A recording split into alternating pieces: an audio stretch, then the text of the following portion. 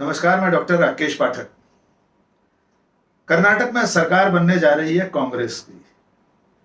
2-4 दिन में शपथ हो जाएगी। अभी कांग्रेस मुख्यमंत्री बनने के मसले से जूझ रही है, लेकिन इस बीच में एक मजेदार वाकया हुआ है। कर्नाटक वक्फ बोर्ड के सदर हैं मौलाना शफी सादी। उन्होंने मांग की है कि कांग्रेस की सरकार में एक डिप्टी चीफ मिनिस्टर यानी उप मुख्यमंत्री मुसलमान विधायक को बनाया जाना चाहिए। इसके अलावा मुसलमानों के कोटे के लिए उन्होंने 5 मंत्री पद और मांगे हैं। उन्होंने कहा है कि कांग्रेस की इस जीत में मुसलमानों का बहुत बड़ा योगदान है। फिर किस बात की थी? मौलाना शफी सादी का यह बयान आया तो भारतीय जनता पार्टी और उसके आईटी सेल ने, सोशल मीडिया सेल ने इसको फैलाना शुरू कर दिया कि यह है कांग्रेस का सेक्युलरिज्म। बीजेपी का जो आईटी सेल है उसके मुखिया अमित मालवीय ने ट्वीट किया मौलाना के इस बयान को और ये कहा, ये तंज कसा कि देखिए यह है कांग्रेस का सेक्युलरिज्म। इसकी कीमत चुकाना पड़ रही है कि कांग्रेस को एक डिप्टी सीएम और 5 मंत्रियों के पद मुसलमानों को देने पड़ेंगे। ये मांग ये मौलाना कर रहे हैं। पहले आप इनका बयान सुन लीजिए, फिर आपको इस हकीकत से रूबरू कराते हैं कि दरअसल ये मौलाना है कौन और इनका भारतीय जनता पार्टी या कांग्रेस से रिश्ता क्या है। तफसील से बताएंगे, लेकिन जान लीजिए ये मौलाना भारतीय जनता पार्टी के ही समर्थक हैं।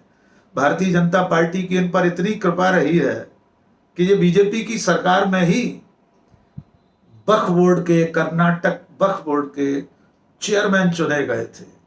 बीजेपी से इनके रिश्तों का खुलासा तस्वीरों से भी होगा। आइए पहले ये बयान सुन लीजिए। एक डीसीएम मुस्लिम को बनाना है और एक 23 सीट देना करके बताए थे। 15 सीट मिले, उसमें 9 एमएलए जीत के आ गए और उसके साथ साथ 67 जगह पे 67 to 72 एमएलए सिर्फ और सिर्फ मुसलमानों को वोट में जीत के आ गए कांग्रेस का। इसलिए कांग्रेस हमें दिए है, कांग्रेस को बहुत कुछ है, इसलिए अभी हमें लेना चाहिए, लेने का मौका है। इसलिए हमने एक डीसीएम बनाना है और 5 मिनिस्ट्री भी होना चाहिए। वो मिनिस्ट्री भी अच्छा एक पोर्टफोलियो मिलना, जैसा कि एक होम और रेवेन्यू एजुकेशन, वैसा पोर्टफोलियो देके मुसलमानों को शुक्रगुजारना, एक शुक्र अदा करने का भी कांग्रेस पार्टी का बहुत बड़ा एक जिम्मेदार बनते। वो जिम्मेदार को रिमेंड करने को एक इमरजेंसी मीटिंग हमारा सुन्नी उलमा बोर्ड, अभी सुन्नी उलमा बोर्ड का ऑफिस में बुलाए गए। इसमें दीगर हमारा ऑर्गेनाइजेशन का दीगर हमारा लीडर्स भी इसमें शिरकत की। सर, अभी जो 9 एमएलए जो सेलेक्ट हुए हैं, स्पेसिफिकली कुछ नाम सेलेक्ट करने वाले, डिसाइड देने वाले आप कुछ लोग, लाइक एनी रैंडम? वो तो कांग्रेस पार्टी ने वो डिसाइड करेंगे कौन अच्छा है, कौन अच्छा काम कर चुके हैं। एक एमएलए उनका कॉन्स्टिट्यूंसी छोड़ के पूरा रियासत में दौरा करके मुसलमानों को इत्तेफाक करके हिंदू मुसलमानों का भाईचारा का पैगाम दे के हर एक जगह में भी कैनवास कर को है। इसलिए ये गवर्नमेंट आने का बहुत बड़ा एक रोल भी अदा किए। उनको चुन के एक मुसलमान को एक डीसीएम बनाना वो कांग्रेस पार्टी का जिम्मेदार है। कंफर्म आपको लगता है होगा सर? होना चाहिए, होना ही है, होना ही हमारा डिमांड है। वो पहला इलेक्शन का पहला बताए थे एक डीसीएम। देखो, हमें सीएम पूछना है। अब तक कर्नाटक का सियासी तारीख में एक मुसलमान भी सीएम नहीं बन चुके हैं। अभी तो हमें सीएम का डिमांड अभी नहीं रख रहे हैं, हमें डीसीएम का क्या डिमांड रख रहे हैं, डिप्यूटी चीफ मिनिस्टर। हमें सीएम को पूछना है, क्योंकि कर्नाटक का 6.5 करोड़ में हमें तो 90 लाख है। सेकेंड हाईएस्ट कम्युनिटी हमारा है, मुसलमान SC ST को छोड़े तो। इसलिए हमारा लोगों को सीट ही होना था, अपना 35 सीट्स होना था हमारा फिलसत का, इसमें वो नहीं मिले। कम से कम SM कृष्णा का पीरियड में 5 मिनिस्टर्स थे, वैसा एक 5 मिनिस्टर अच्छा पोर्टफोलियो होना है। वो डीसीएम भी सख्त ज़रूरी है, हमारा डिमांड और मुतालबा भी। Thank you sir. तो मौलाना साहब कह रहे हैं कि कांग्रेस के 9 एमएलए जीते हैं, इसमें बाकी भी जो जीते हैं, जो गैर मुस्लिम हैं, वे भी 67 से 72 ऐसे एमएलए हैं 136 में से जिन्हें मुसलमानों के वोट से जीत हासिल हुई है। मौलाना साहब कह रहे हैं कि अभी तो हम मुख्यमंत्री पद नहीं मांग रहे हैं, वरना चाहते तो सीएम की कुर्सी भी मांग सकते थे। आज तक कर्नाटक में कोई मुख्यमंत्री मुसलमान मुख्यमंत्री नहीं बना है। वे एस एम कृष्णा के मंत्रिमंडल का जिक्र कर रहे हैं जिसमें 5 मुसलमान थे। आइए इसका थोड़ा सा विश्लेषण कर लेते हैं। जैसा कि हमने आपको शुरू में बताया कि मौलाना शफी सादी कर्नाटक वक्फ बोर्ड के सदर हैं और ये जीते कब थे? ये इस चुनाव को जीते थे 2021। तो आपने सुना मौलाना साहब फरमा रहे हैं कि कर्नाटक में जो कांग्रेस की जीत हुई है उसमें 67 से 72 ऐसे विधायक जीते हैं जिन्हें मुसलमानों ने एक मुश्त वोट दिया, इसलिए वे जीत सके हैं। ये तो गनीमत है। वे एहसान कर रहे हैं कांग्रेस पर, कह रहे हैं कि अभी हम मुख्यमंत्री पद नहीं मांग रहे हैं, मुख्यमंत्री की कुर्सी नहीं मांग रहे हैं। और उनका ये दावा भी गलत नहीं है कि आज तक कर्नाटक में कोई मुसलमान सीएम नहीं बना है। लेकिन वे एस एम कृष्णा के दौर का जिक्र करते हुए, जिसमें 5 मुसलमान मंत्री थे, इस वक्त बनने जा रही कांग्रेस की सरकार में 1 डिप्टी सीएम और 5 मंत्रियों के पद मांग रहे हैं। और मंत्रालय भी, पोर्टफोलियो भी ऐसे वैसे नहीं चाहिए उनको। होम मिनिस्ट्री चाहिए, रेवेन्यू मिनिस्ट्री चाहिए, एजुकेशन मिनिस्ट्री चाहिए। तो ये मौलाना साहब हैं कौन, पहले थोड़ा सा इनके बारे में जान लेते हैं। जैसा कि आपको हमने बताया कि ये वक्फ बोर्ड के चेयरमैन हैं। 17 नवंबर 2021 की डेक्कन हेराल्ड की खबर आपको दिखाते हैं।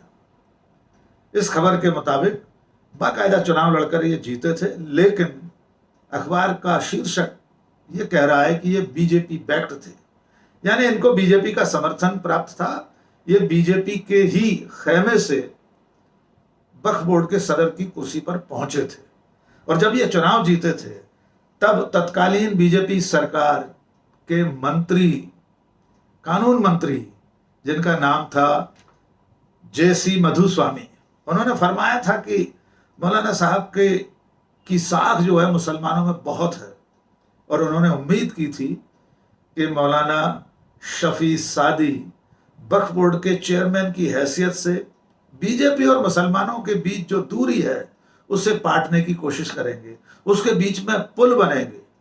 बाकायदा ये खुलासा इस खबर में किया गया है। एक और मंत्री थी, वक्फ मंत्री शशिकला, उन्होंने भी कहा था कि हम इनको पूरा सपोर्ट करेंगे। और उन्होंने कहा था कि मौलाना साहब और ये वक्फ बोर्ड जो है इनकी सदारत में शिक्षा को लेकर, तालीम को लेकर काम करेगा। इन तस्वीरों से और इन बयानों से बहुत साफ है कि वक्फ बोर्ड के चेयरमैन तक की कुर्सी पर पहुंचने में भारतीय जनता पार्टी का खुला समर्थन इनको मिला हुआ था। मौलाना साहब के इस बयान के बाद बीजेपी ने इसे हाथों हाथ लिया। अमित मालवीय, जो बीजेपी मीडिया सेल के सदर हैं, मुखिया हैं, उन्होंने इसे ट्वीट किया और दावा किया कि इतनी इतनी कुर्सियां, इतने इतने पद एक मुस्लिम नेता मांग रहा है। इस बयान के साथ अमित मालवीय ने तंज किया, कटाक्ष किया कांग्रेस पर कि ये देखिए कांग्रेस का सेक्युलरिज्म, इसकी कीमत कर्नाटक को अदा करनी पड़ेगी कि एक मुसलमान अब पद मांग रहे हैं मंत्रिमंडल में। चंद मिनट में इसका खुलासा हो गया कि अमित मालवीय, जिसे कांग्रेस का नेता समझकर, कांग्रेस के खेमे से जुड़ा हुआ मुस्लिम नेता समझकर ट्वीट कर रहे हैं, वो दरअसल में भारतीय जनता पार्टी का समर्थक है। भारतीय जनता पार्टी उसकी समर्थक है। डेक्कन हेराल्ड का हमने आपको जिक्र किया, उस अखबार की कटिंग आप देख चुके हैं। और अमित मालवीय के ट्वीट के जवाब में फिर कांग्रेस का मीडिया सेल कूदा। गुरदीप सिंह सप्पल, कांग्रेस के प्रवक्ता, राष्ट्रीय प्रवक्ता, उन्होंने कहा है कि ये तो बीजेपी का नेता है, बीजेपी से जुड़ा हुआ मौलाना है। और अब इस तरह के ट्वीट करके कर्नाटक में विभाजन की राजनीति बीजेपी कर रही है। तमाम सारे ट्वीट्स की झड़ी लग गई, जिससे यह साबित हुआ कि मौलाना शफी सादी भारतीय जनता पार्टी के समर्थक हैं और भारतीय जनता पार्टी का हाथ उनके कंधे पर रहा आया है। अब लोग ये सवाल पूछ रहे हैं कि मौलाना साहब, जब कर्नाटक में बीजेपी की सरकार थी, येदियुरप्पा या बोम्मई साहब अभी मुख्यमंत्री थे, तब कितने मुसलमान मंत्री थे सरकार में? तब आपने मुस्लिम उप मुख्यमंत्री, DCM की मांग क्यों नहीं की थी? लोग पूछ रहे हैं कि इससे पहले आपने कोई बयान ऐसा दिया था जिससे यह साबित हो कि आपने बीजेपी की सरकार में भी किसी मुसलमान विधायक को डिप्टी सीएम या मिनिस्टर बनाने की मांग की थी? दरअसल में इसमें एक समस्या है। मौलाना साहब मांग करते भी कैसे? बीजेपी की सरकार में, बीजेपी के प्रत्याशियों में मुसलमान का नाम ढूंढे नहीं मिलता। इस चुनाव में भी भारतीय जनता पार्टी ने एक भी मुस्लिम को विधानसभा में प्रत्याशी नहीं बनाया था। लोग तो ये सवाल भी पूछ रहे हैं कि मौलाना साहिब, 2019 के लोकसभा चुनाव और अभी पिछले उत्तर प्रदेश के विधानसभा चुनाव में एक भी मुसलमान को भारतीय जनता पार्टी ने प्रत्याशी नहीं बनाया था, तब आप कहां थे मौलाना साहिब? एक और बात, इसी कर्नाटक के विधानसभा चुनाव से ठीक एक महीने पहले बोम्मई सरकार ने कर्नाटक में जो मुसलमानों को 4% आरक्षण मिला हुआ था अल्पसंख्यक कोटे से, उसे समाप्त कर दिया था। उसे बीजेपी की सरकार ने वोकालिंगा और लिंगायतों के कोटे में समाहित कर दिया था, उसमें शामिल कर लिया था। इसका भारी विरोध हुआ था। तब मौलाना साहब कहां थे? कोई बयान मौलाना साहब का मुझे कम से कम ढूंढने को नहीं मिला कि कर्नाटक की बीजेपी सरकार ने जब इस मुस्लिम आरक्षण को खत्म किया तब उन्होंने इसके खिलाफ कोई आवाज उठाई हो। तो मुसलमानों के हक के लिए आगे आए हुए मौलाना शफी सादी सुन्नी उलेमा बोर्ड की बैठक भी कर चुके हैं। उनका दावा है कि बहुत सारे लोग इसमें शामिल हुए और कांग्रेस को शुक्राना अदा करना चाहिए, कांग्रेस को थैंक यू कहना चाहिए, धन्यवाद कहना चाहिए एक मुसलमान विधायक को डिप्टी सीएम बनाकर और 5 मुस्लिम विधायकों को मंत्री बनाकर। देखना होगा कांग्रेस उनकी इस मांग को किस तरह लेती है। क्या उनकी ये मांग पूरी होती है या कांग्रेस उन्हें यह आईना दिखाकर खामोश कर देगी कि आप तो भारतीय जनता पार्टी से जुड़े हुए हैं। आखिर में बस इतना ही कि अगर आपने हमारे चैनल को अब तक सब्सक्राइब नहीं किया है तो फौरन सब्सक्राइब कर लीजिए, लाइक कीजिए, कमेंट कीजिए और दोस्तों और शुभचिंतकों के बीच में साझा कीजिए। आज बस इतना ही। बहुत बहुत शुक्रिया। जय हिंद।